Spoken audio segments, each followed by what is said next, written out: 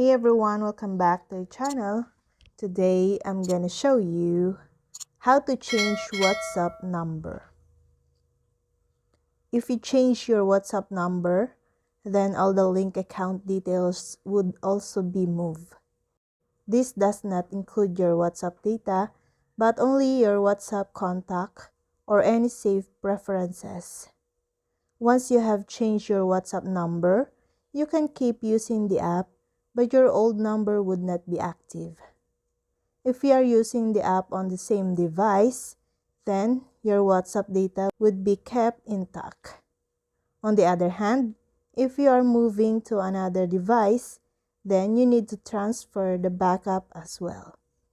If you want to change WhatsApp to a new phone number on your Android device, then you just go to its settings and follow this video. Start by launching WhatsApp on your Android phone and then tap on the three dot icon from the top to visit its settings. Once the WhatsApp settings are launched, browse to its account settings and tap on the change number feature.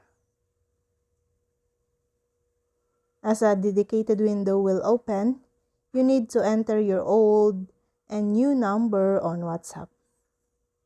And wait for a while as WhatsApp would send a one-time generated code that you need to enter on the app. And that's it.